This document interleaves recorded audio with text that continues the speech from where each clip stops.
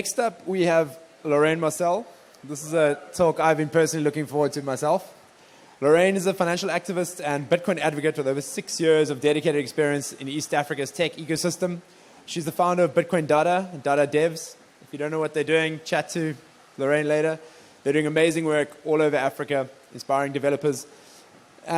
She has also extended her work beyond just the local borders and broader than East Africa. She's spoken at international conferences, highlighting the importance of financial empowerment on the global stage, prominent host of fintech events, fostering collaboration, networking, knowledge sharing amongst industry leaders and enthusiasts. All in all, she's a bit of a badass, really, and I'd like to invite to the stage, please, Lorraine Marcel.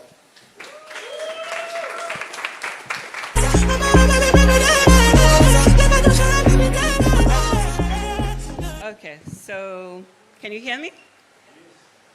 I have to practice this. I always have like a problem with this. Every time it happens. Okay, someone needs to help me. Every time. Let me grab that. Yeah. There we go. Okay, there we go. Okay, perfect. So like you've heard, my name is Marcel Lorraine, and I'm the founder of Bitcoin Dada and Dada Devs. Essentially what we do with both initiatives, we try to empower the African female through financial education. So we offer mentorship, education, as well as try to connect skill, talent to opportunities in the space for these African women. Now, today I want to talk about something that's really close to my heart and explain to you why whatever we do and other organizations such as Bitcoin Dada are important, not just to individuals, but to economies as a whole. And before I do that, before I get into it, I want to share a personal story of how I came to be in my career. So I've always been a very curious person. The Dadas can tell you this. I'm that type of person who does, why the hell do human beings exist, right? In the middle of the night. So I was really curious about how our mind works, the human body anatomy. And by the time I was in grade 4, I was convinced I was going to become a neurosurgeon just to understand how the mind works. By the time I got to high school, unfortunately, I realized with tremor hands, I have very shaky hands. I think I wasn't the best person to actually be trusted with a surgical knife and people's brains. So I decided, okay, I still want to do medicine because I'm interested by and I'm intrigued by how the human body works. So I decided probably I'll be a general doctor or whatever I could actually get in the medical field. Unfortunately, by the time I was getting to specialize into the career that I wanted, my mom, who was the sole breadwinner in our family, was incapacitated.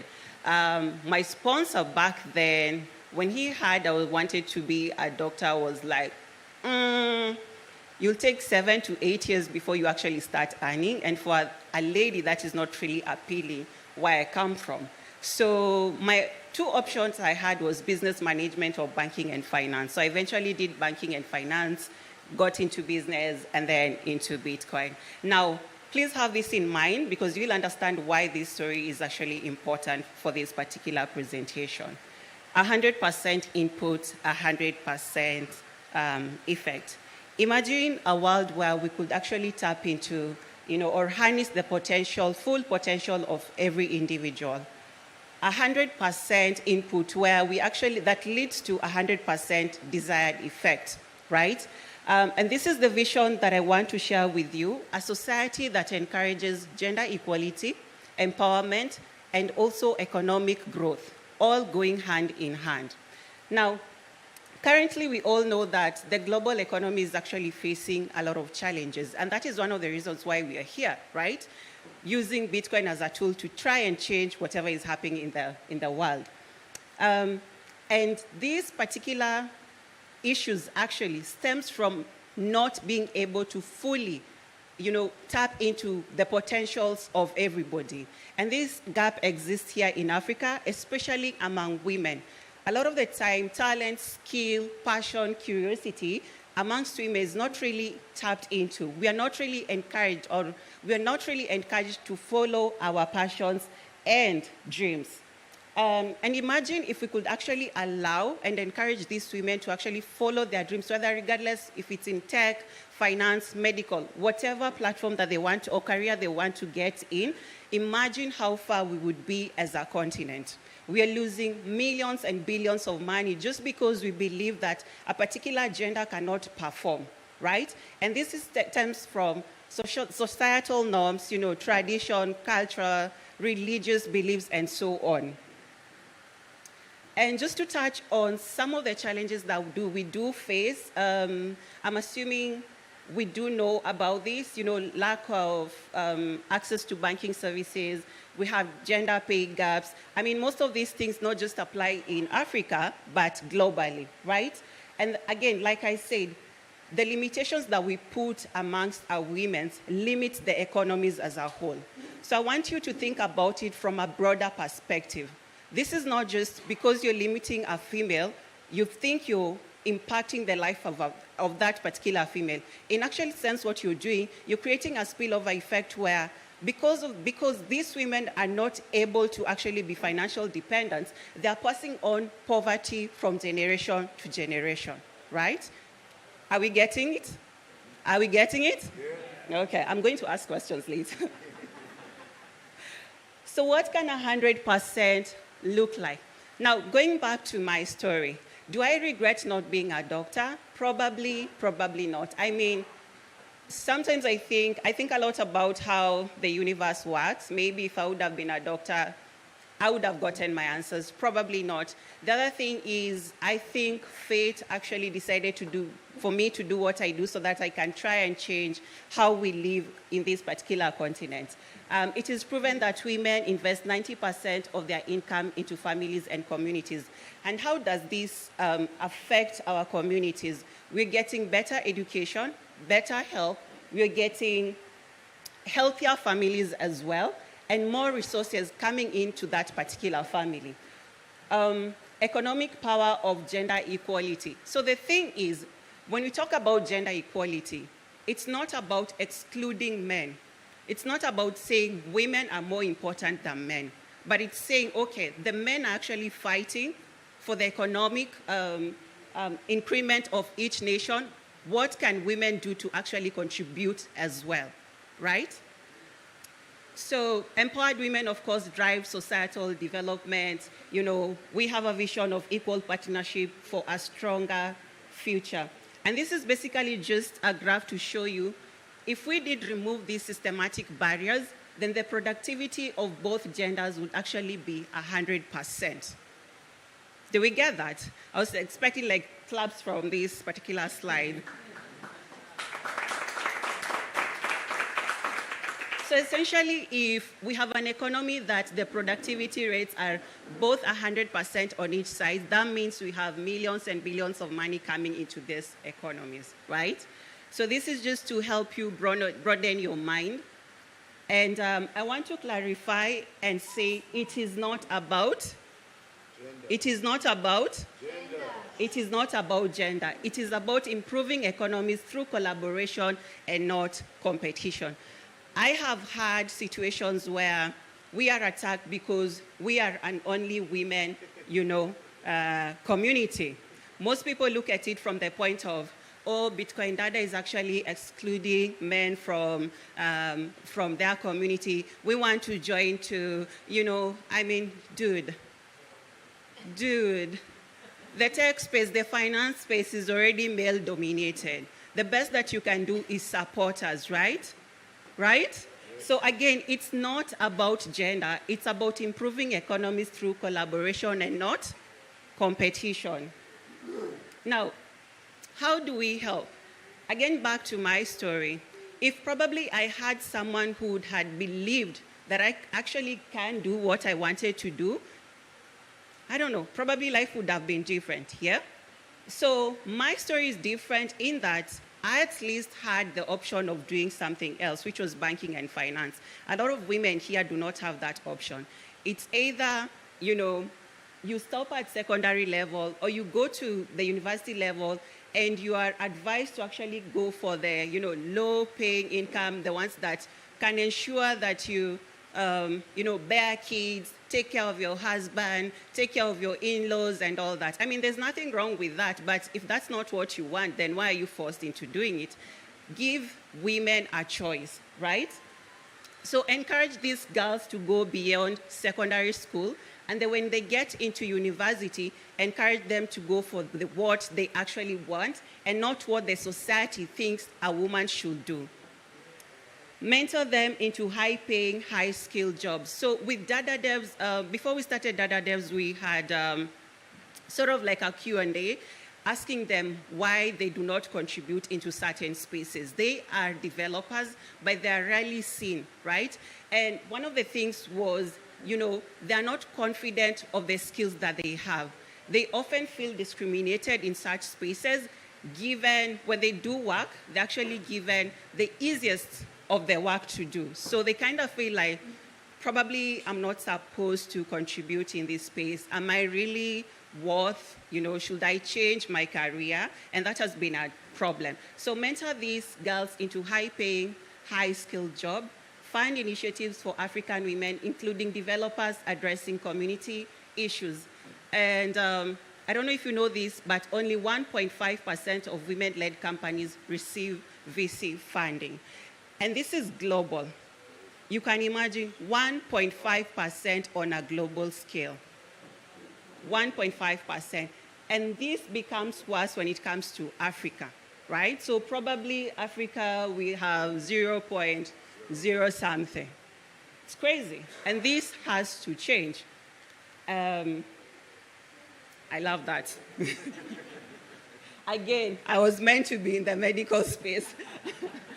So the good thing about what is currently happening, we got a gift from Satoshi Nakamoto that could actually help us change some of the situation that we're facing. For example, a store of value. Store of value meaning that if probably a woman in Malawi who was trying to save or actually save their wealth in their fiat currency and is afraid that they would wake up in the middle of the night and the government has decided to devalue their currency by 40%, which actually happened last year, can actually decide, okay, this money that I'm earning, let me store it in Bitcoin, right? Another thing is, if you know or if you understand the African culture, well, at least for where I come from, women are not allowed to inherit property, right? So it becomes hard for me to build my own wealth. But Bitcoin gives me, and many African women, the possibility of actually starting to store my wealth, build my wealth, and for as little as $1. So at the end of the day, I really don't have to be earning $5,000 a month to be able to start building for my future generations to come. Peer-to-peer transactions.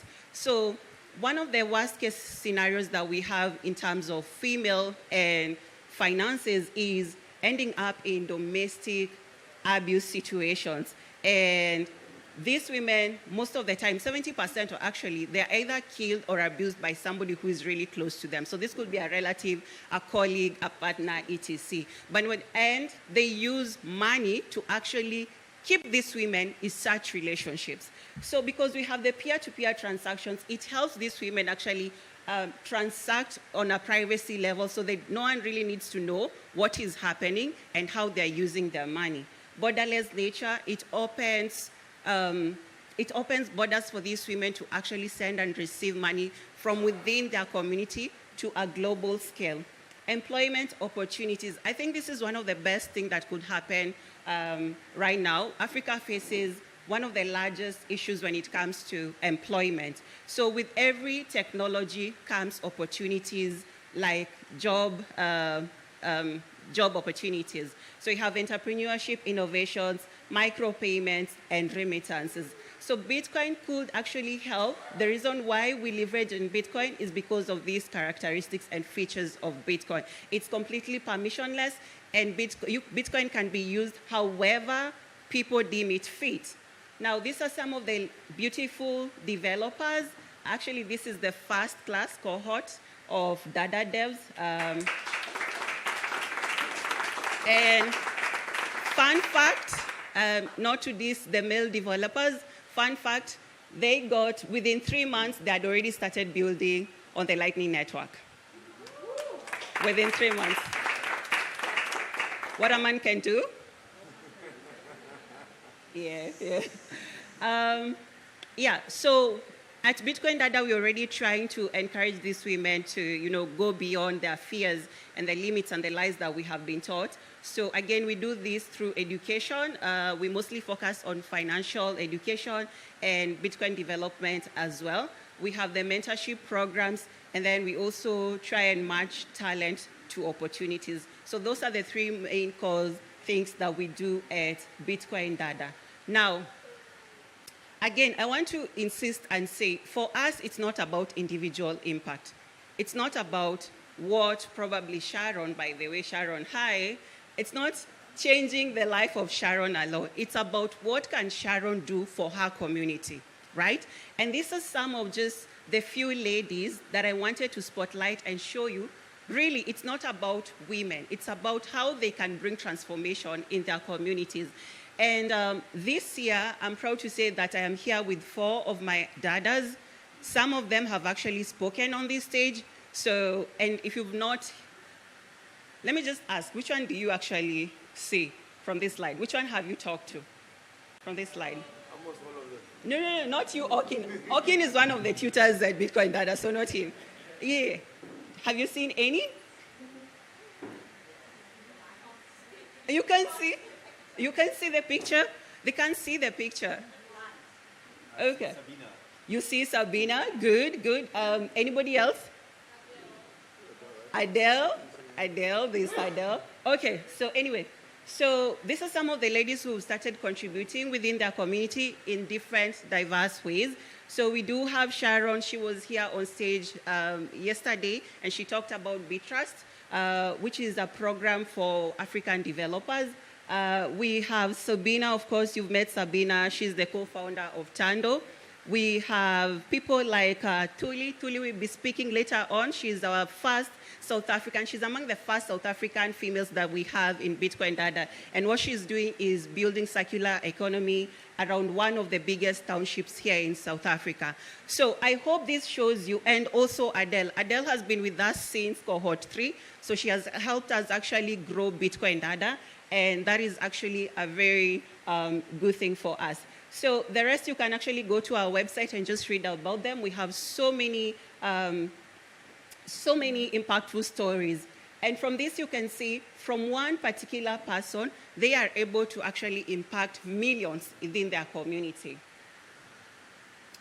How can you, now that you have actually had, and I hope you have had a sense of change of the mentality. If you came in and you saw Bitcoin Dada and you went, oh my God, there's the feminist again. I hope you've actually changed, the way you're thinking about it, and how can you help? You can join, you can volunteer as a mentor for our classes. We have I'm lucky to have a couple of guys who are here who actually do mentorship. We have Frank from Bitcoin Magazine. She does our writing club. We have Okin. The ladies love him. It's the voice. And he reads poems to them. Yeah. We also have Jesse. Jesse just left the stage. Yeah, he also mentors the girls as well. If you're able to, of course, fund such initiatives, it doesn't have to be Bitcoin Dada. It could be another amazing project that does the same thing. Advocate and create awareness for such kind of movements.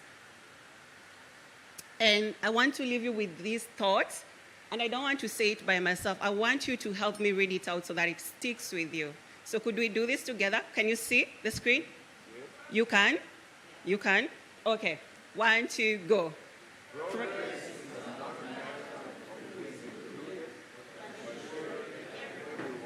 Now let's stress on those words, okay? Progress is not a matter of who is included, but ensuring everyone is included. Thank you.